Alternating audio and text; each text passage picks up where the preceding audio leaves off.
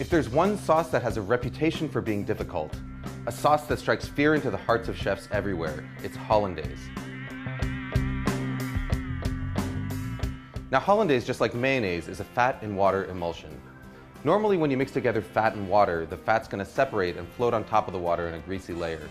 But the key to a successful emulsion is to break that fat up into droplets so tiny that they stay evenly dispersed, causing the liquid to thicken and turn opaque. Traditionally, the way that you do this is by whisking together egg yolks and lemon juice in a double boiler until they're hot and frothy, and then slowly whisking in butter in a thin and steady stream. As you whisk, the butter breaks into minute droplets, while the egg yolk acts as an emulsifier, helping to keep those droplets evenly dispersed and thickening the sauce. What you get is a creamy, smooth sauce with a rich texture and mild flavor that's perfect for vegetables, fish, and eggs. But there's a lot of ways it can go wrong. If you don't whisk fast enough, or if you add your butter too fast, the sauce will end up greasy and broken. If you don't cook your eggs enough, it won't thicken properly, but if you cook them too much, you end up with broken scrambled eggs.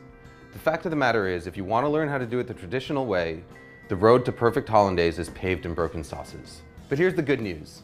There's an alternative method that is completely foolproof, produces a hollandaise that's every bit as good as the traditional version, and takes about a minute start to finish. All you need is a small pot, a glass measuring cup, and a hand blender with a cup that barely fits its head. We start by combining an egg yolk, a teaspoon of water, a teaspoon of lemon juice, and a pinch of salt in the bottom of a blender cup. Next, we melt a stick of butter on the stovetop until it's completely hot and bubbling. It should register about 220 degrees Fahrenheit with an instant read thermometer. Pour that butter into a glass measuring cup. Now all we've got to do is stick the hand blender into the cup, start it running, and then slowly drizzle in our butter. As the hot butter hits the eggs, they start to cook.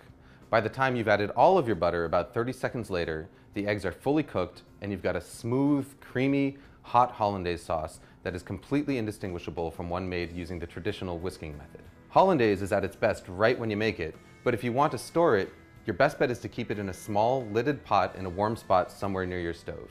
Just make sure that you use it within a couple of hours. Food Lab signing out.